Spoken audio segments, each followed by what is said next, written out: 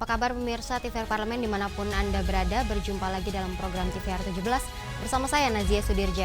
Tepat pukul 17 waktu Indonesia Barat kami hadirkan kepada Anda sejumlah informasi paling baru dan menarik seputar kinerja dan kegiatan DPR RI yang telah disajikan oleh redaksi TVR Parlemen. Pemirsa TVR Parlemen, inilah TVR 17 selengkapnya.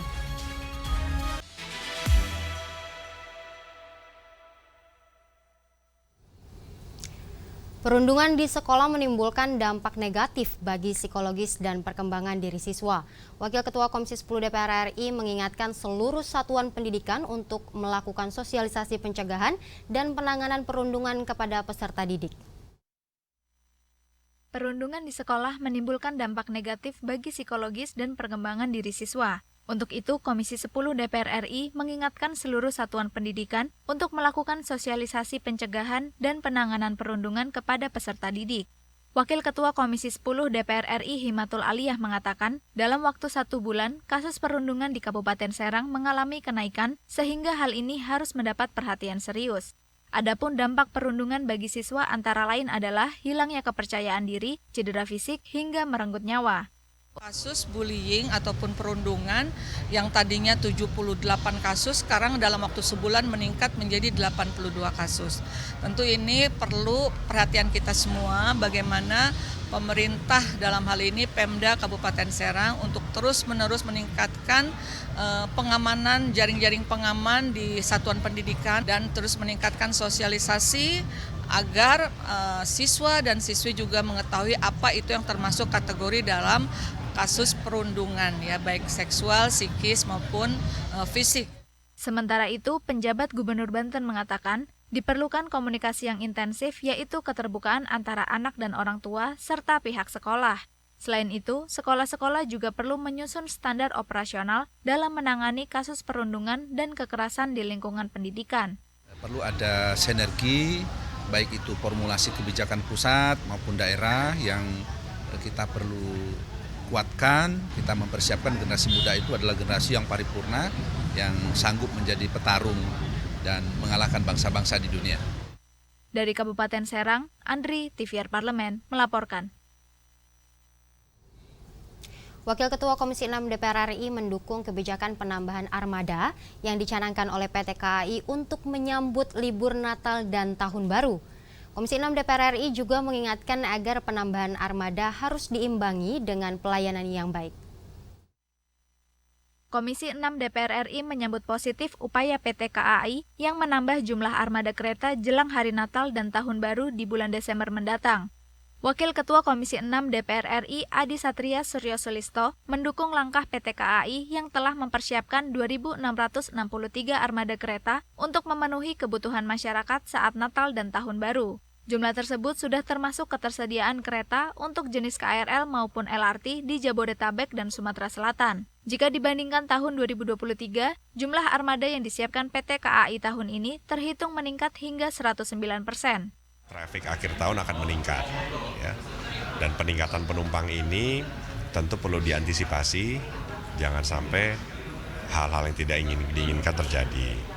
Tapi kalau kami lihat tadi dari segi persiapan, antisipasi sudah semua baik, tapi segala hal yang perlu diantisipasi saya lihat persiapannya tadi sudah baik. Sementara itu, anggota Komisi 6 DPR RI Herman Hairon menekankan bahwa peningkatan jumlah penumpang perlu diimbangi dengan kualitas pelayanan yang baik. Untuk itu, PT KAI perlu menjaga momen Hari Raya dengan kesiapan armada serta pelayanan optimal. Pada Natal dan Tahun Baru, kereta api siap untuk melayani terhadap peningkatan penumpang. Meskipun ada peningkatan menjadi 108% atau peningkatan 8% dari jumlah penumpang sebelumnya, tetapi ini sudah dipersiapkan. Ini adalah momentum-momentum yang harus dijaga betul kesiapannya, karena jangan sampai nanti masyarakat butuh untuk moda transportasi kereta api tapi tidak siap. Dari Bandung, Akbar Prakoso, TVR Parlemen, melaporkan. Dalam kunjungan kerja ke pemerintah Provinsi Jawa Timur, Wakil Ketua Badan Anggaran DPR RI mengatakan terkait pelaksanaan transfer ke daerah, baik di tingkat pusat maupun daerah harus mendapatkan hasil proporsional sesuai dengan formulasi yang sudah disepakati. Guna memberikan rasa keadilan, Badan Anggaran DPR RI mendorong agar pelaksanaan dana transfer ke daerah, dana bagi hasil cukai tembakau dan tambang harus berikan manfaat bagi daerah penghasil komoditas maupun daerah sekitarnya. Dalam kunjungan kerja ke pemerintah Provinsi Jawa Timur, Wakil Ketua Badan Anggaran DPR RI Wihadi Wiyanto mengatakan, terkait TKD baik di tingkat pusat maupun daerah harus mendapatkan hasil proporsional sesuai dengan formulasi yang sudah disepakati. Jangan sampai masyarakat di daerah penghasil komoditas tidak memperoleh manfaat secara maksimal. Ia menegaskan, Jawa Timur merupakan pintu gerbang ekonomi kawasan timur Indonesia, sekaligus sebagai penopang perekonomian nasional, harus bisa menjadi percontohan bagi daerah lain dalam pelaksanaan TKD. Pertumbuhan ekonomi di Jawa Timur yang mencapai 4,95%, dan juga kita melihat adanya transfer daerah dan juga dana bagi hasil. Nah, ini adalah menunjukkan bahwa Jawa Timur menjadi suatu potensi ekonomi yang kita melihat bahwa Jawa Timur sebagai daerah kedua pertumbuhan ekonomi maupun dana bagi hasilnya cukup tinggi. Dan kita melihat di sini sampai sejauh mana bahwa pembangunan itu berjalan dengan baik di Jawa Timur. Kita ingin melihat apa yang dilakukan dengan DAK, dengan DBH, dengan DAU, itu apakah sudah mencapai kepada masyarakat. Lebih lanjut, Wihadi menekankan pentingnya sektor UMKM yang berkontribusi sebesar 58% dari perekonomian di Jawa Timur. Untuk itu, UMKM harus terus diperkuat dan diberi dukungan permodalan guna mendukung perkembangannya. Dari Jawa Timur, Nur Fuad, TVR Parlemen, melaporkan. Kasus polisi tembak polisi kembali terulang di Solok Selatan, Sumatera Barat.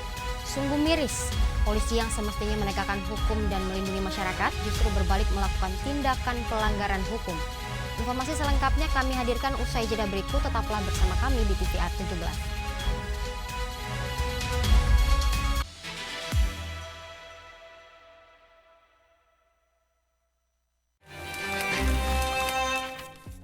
Sekarang kita sedang ada di balik kursi. Wah, di balik kursi ada sofa kayaknya.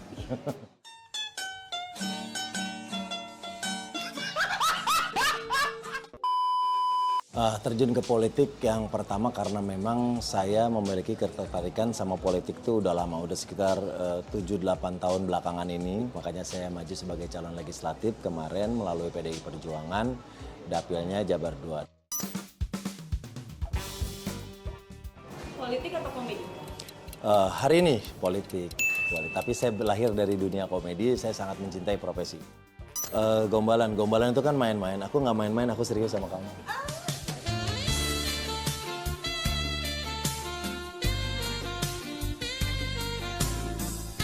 Segera, hanya di TVR Parlemen.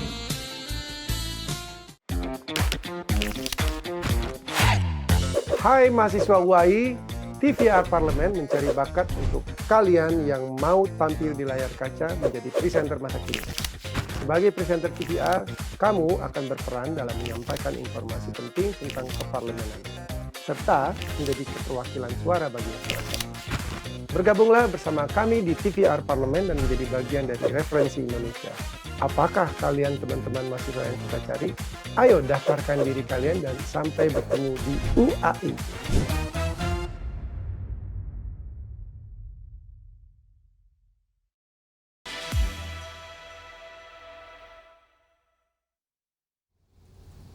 Anda kembali menyaksikan TVR 17. Pemirsa, sejak tahun 2019 setidaknya ada 6 kasus polisi tembak polisi yang terjadi di Indonesia.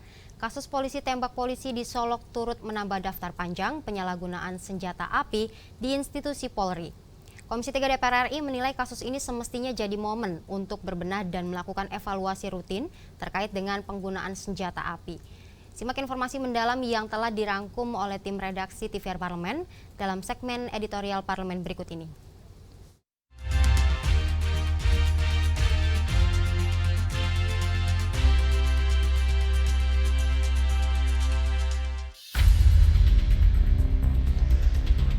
Terjadi lagi. Institusi kepolisian digegerkan dengan kasus polisi tembak polisi. Seperti peristiwa Verdi Sambo tahun 2022 lalu. Tak disangka, berselang 2 tahun, kasus polisi tembak polisi kembali terulang di Solok Selatan, Sumatera Barat. Sungguh miris, polisi yang semestinya menegakkan hukum dan melindungi masyarakat justru berbalik melakukan tindakan pelanggaran hukum. Lebih parah lagi, motif Kabak Ops AKP Dadang Iskandar yang menembak Kasat Reskrim AKP Ulil diduga berkaitan dengan tindak koruptif. Bagaimana tidak, AKP Dadang diduga membekingi praktek tambang ilegal yang kasusnya sedang ditangani oleh AKP Ulil. Bahkan, setelah menembak AKP Ulil hingga tewas, AKP Dadang sempat memberondong peluru rumah dinas Kapolres Solok. Aksi barbar tembak-menembak ini pun telah direspon Kapolri Jenderal Listio Sigit Prabowo. Yang jelas, saya sudah perintahkan agar kasus itu diproses tuntas terhadap pelakunya, oknum, pelaku dari institusi, agar ditindak tegas, apakah itu proses etik maupun pidana. Meninggalnya AKP Ulil otomatis mencoreng citra institusi Polri. Pasalnya, ini bukan kali pertama kasus main tembak sesama anggota polisi. Sejak tahun 2019, setidaknya ada 6 kasus polisi tembak polisi yang terjadi di Indonesia, termasuk kasus Verdi Sambo dan Brigadir J tahun 2022. Jika dirunut, kasus polisi tembak polisi ini terkesan terus berulang setiap tahun. Ketua Komisi 3 DPR RI Habibur Rahman menyayangkan peristiwa penembakan ini. Menurutnya, kasus ini perlu didalami lebih komprehensif agar pelaku penembakan mendapat hukuman yang setimpal.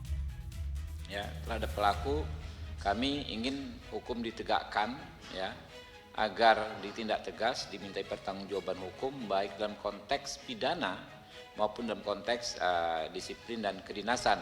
Ya, ada 2 masalah hukum di sini. Kami adalah yang pertama kasus penembakannya sendiri. Saya duga pasti merupakan pembunuhan berencana, ya, karena dia menggunakan pistol menembak, ya, sudah merencanakan untuk menembak. Saya menduga itu pembunuhan berencana, tapi nanti penyidik silahkan memprosesnya. Komisi 3 DPR RI menilai kasus ini semestinya jadi momen untuk berbenah dan melakukan evaluasi rutin terkait penggunaan senjata api. Anggota polisi dengan bekal senjata api perlu dipastikan dalam kondisi kesehatan fisik dan mental yang baik. Jadi ada tes berkala seharusnya kepada aparat penegak hukum ketika dia diamanahkan untuk memegang senjata. Apakah 3 bulan sekali atau 6 bulan sekali itu diuji lagi, dites kembali kesehatannya, mentalnya.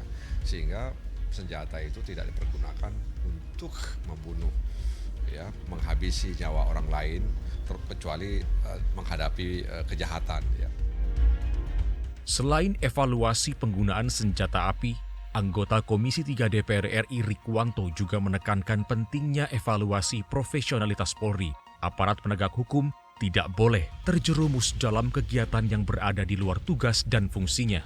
Kapolda harus mampu memetakan potensi penegakan hukum yang dapat memicu konflik.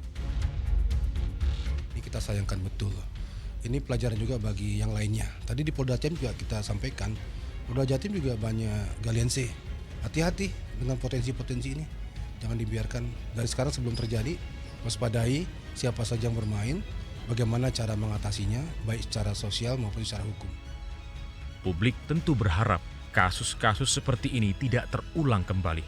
Peluru senjata api polisi semestinya dimanfaatkan sebagai alat pemberantas aksi kejahatan, bukan malah digunakan untuk membekingi praktik ilegal pertambangan.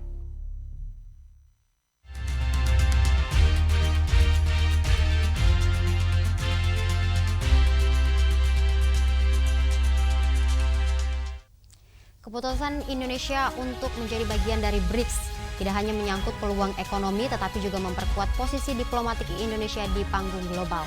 Informasi selengkapnya usai jeda berikut, tetaplah bersama kami di TVR 17.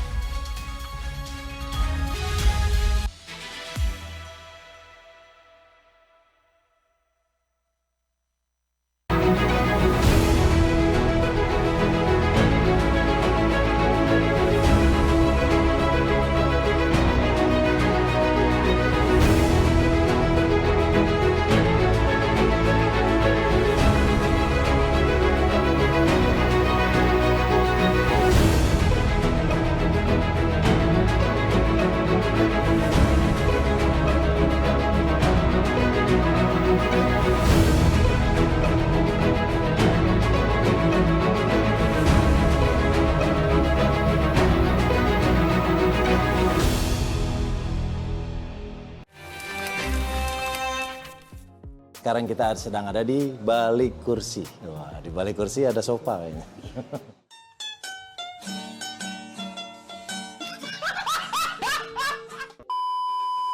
Terjun ke politik yang pertama karena memang saya memiliki ketertarikan sama politik itu udah lama, udah sekitar 7-8 tahun belakangan ini. Makanya saya maju sebagai calon legislatif kemarin melalui PDI Perjuangan, dapilnya Jabar 2. Politik atau komedi? Hari ini politik, tapi saya lahir dari dunia komedi, saya sangat mencintai profesi. Gombalan itu kan main-main, aku nggak main-main, aku serius sama kamu.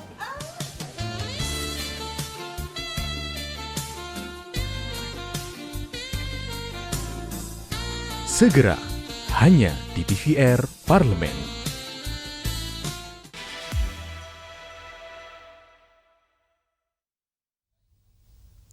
Anda kembali menyaksikan TVR 17.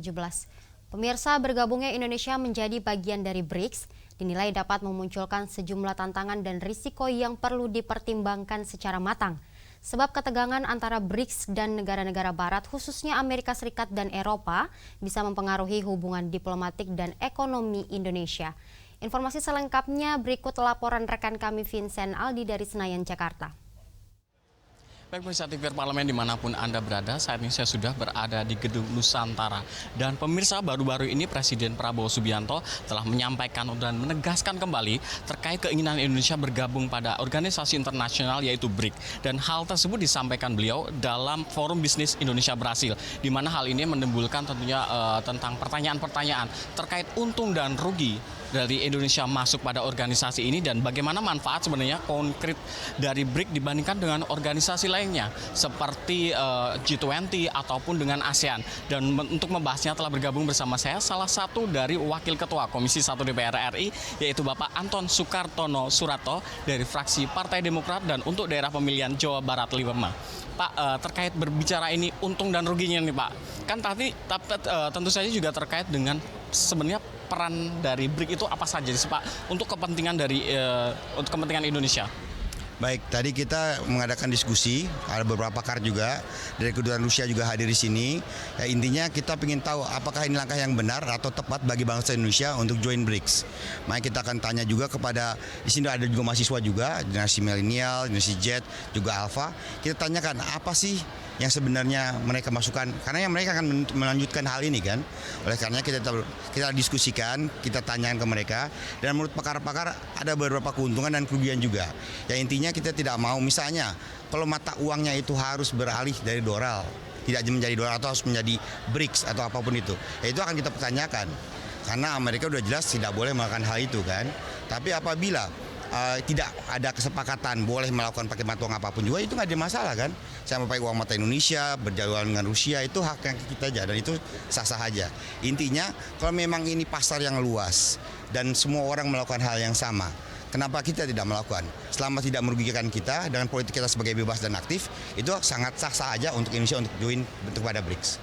Pak, terkait dengan wacana ini Pak, untuk bergabung ini apakah nantinya akan mengganggu hubungan diplomatik, politik maupun ekonomi khususnya bagi negara-negara barat, khususnya di Pak, kan ada mitra dagang kita juga Amerika Serikat dan juga Uni Eropa. Ya, seperti tadi bilang, apa yang mengganggu kita dengan Amerika Serikat? Kalau kita ada perjanjian dengan Amerika Serikat untuk menjual barang kepada Amerika Serikat, ya apa? Misalnya dia mau naikkan tarif misalnya kan, alasannya apa? Karena kita berdagang dengan Cina, berdagang dengan Brazil, dasarnya apa ya? Kita pertanyakan saja. Intinya tidak mau mengganggu siapapun, tapi kita punya hak untuk bebas dan aktif untuk menentukan nasib bangsa kita sendiri, sehingga kita boleh atau melakukan apapun kepada ya institusi apapun. Intinya kita tidak mau mengganggu siapapun, tapi kalau kita bisa membuat bangsa kita bangkit dan lebih hebat lagi dengan join BRICS atau join G20 atau apapun itu, ya kenapa tidak? Pak, kok sudah ada mungkin dari pemerintah ngasih laporan atau kajian analisa dari resiko yang dilakukan pemerintah terkait dengan dampak politik, ekonomi ataupun keamanan bagi Indonesia untuk bergabung ke dalam BRICS, Pak? Belum, kan kita belum ketemu Menteri Luar Negeri kan. Kita ngendekan kan sekarang Pak Sugiono, Pak Menlu kita sedang mengawal Pak Presiden. Nanti begitu pulang ke Indonesia, Komisi 1 akan mempertanyakan hal tersebut.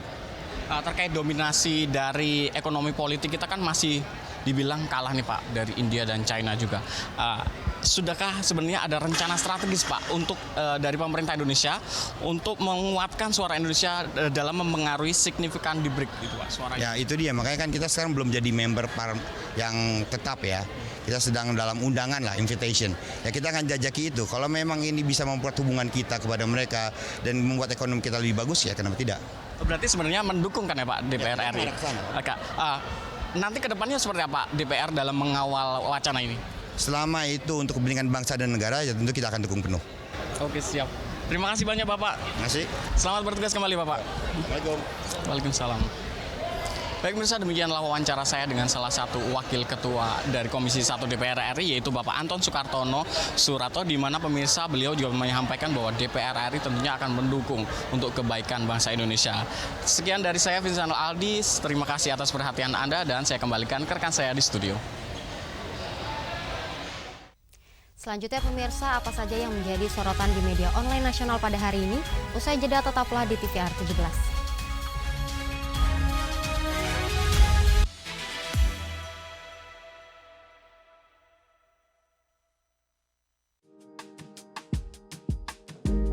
Saya Hasbiallah Ilyas, fraksi Partai Kebangkitan Bangsa. Saya mencalonkan DPR RI atas perintah partai. Alhamdulillah terpilih. Masyarakat kita hari ini mungkin sudah bosan dengan janji-janji politik, tapi yang terpenting masyarakat itu apa yang kita sudah kerjakan selama ini. Selama saya di DPRD 15 tahun, KJP aja tidak cukup. Nah ini program yang dari Senayan ini, dari DPR RI itu yang kita akan berikan kepada masyarakat. Salah satu contoh pendidikan. Benar atau tidak, anggota Dewan itu harus pakai fatwa kemana-mana? Enggak. Benar atau tidak, 3 fungsi DPR adalah pengawasan, legislasi, dan anggaran? Iya, betul. Segera, hanya di TVR Parlemen.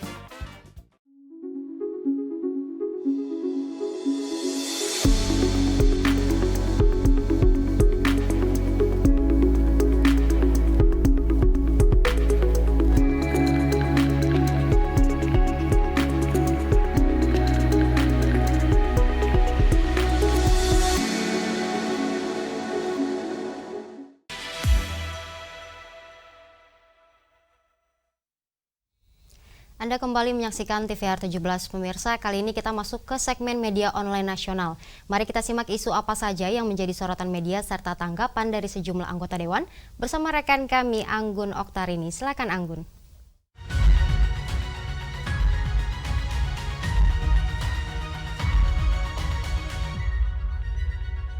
Terima kasih rekan Nazia. Dan pemirsa, halo apa kabar? Selamat sore. Kita akan membahas terkait dengan headline di media online yang dimana ini marak sekali diperbincangkan selama 1 hari penuh ini pemirsa. Ada beberapa pembahasan mengenai Ilham Permana dukung sikap Menteri tolak investasi Apple di 1,58 triliun rupiah. Ini kita bisa ambil dari salah satu berita nih pemirsa soal bagaimana anggota Komisi 7 DPR RI Ilham Permana mengapresiasi sikap tegas Menteri Perindustrian yang menolak proposal investasi Apple senilai 1,58 triliun rupiah. Sebagaimana diwujudkan komitmen pemerintah dalam menegakkan prinsip keadilan dan juga keberpihakan terhadap kepentingan nasional dalam sektor industri.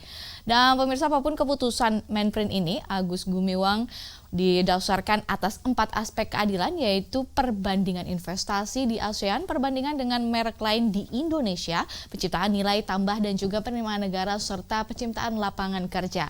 Prinsipnya pemirsa adalah investasi yang tidak hanya membawa keuntungan finansial tetapi juga memberikan dampak sosial, ekonomi, dan teknologi yang signifikan bagi bangsa kita. Nah pemirsa, jika kita melihat dari beberapa informasi di media, ini Ilham Permana juga mengapresiasi langkah Kemenprin untuk merevisi kembali Permenprin kami di nomor 29 tahun 2017 tentang penghitungan tingkat komponen dalam negeri yang dinilai penting guna menyesuaikan regulasi dengan perubahan landscape industri HKT serta menjamin asas keadilan dalam investasi. Baik pemirsa, kita akan beralih ke berita selanjutnya di mana ada pembahasan mengenai harga tiket turun 10% dan Iman Adi Nugraha apresiasi langkah pemerintah. Ini dalam beberapa media ada disebutkan anggota Komisi 7 DPR RI ini, Iman Adi Nugraha, menyebutkan bahwa kebijakan pemerintah terkait dengan penurunan harga tiket pesawat domestik sebesar 10% ini, kebijakan ini diumumkan oleh Menteri Koordinator Infrastruktur dan juga Pembangunan Kewilayahan. Agus Harimurti Yudhoyono pun juga memimpin Satuan Tugas Penurunan Harga Tiket Pesawat. Iman mengapresiasi langkah cepat dan kolaboratif yang dilakukan berbagai pihak dalam 2 minggu terakhir untuk merealisasikan kebijakan tersebut. Nah pemirsa, penurunan harga tiket pesawat ini merupakan angin segar bagi sektor pariwisata nasional yang masih dalam tahap pemulihan pasca pandemi, yang menjadi bukti bahwa kebijakan yang melibatkan kolaborasi intensif dapat memberikan solusi nyata bagi masyarakat. Ini kabar gembira karena sudah menuju akhir tahun, kita sama-sama menantikan akan ada promo ataupun turun harganya sampai berapa sehingga masyarakat Indonesia bisa merasakan liburan di akhir tahun.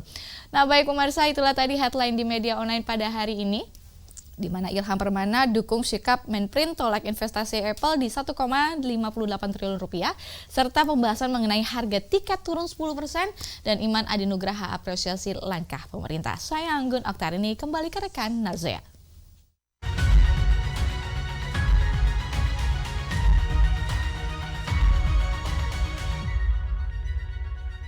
Terima kasih rekan Anggun yang telah menyampaikan sejumlah update sorotan dari media online nasional pada hari ini.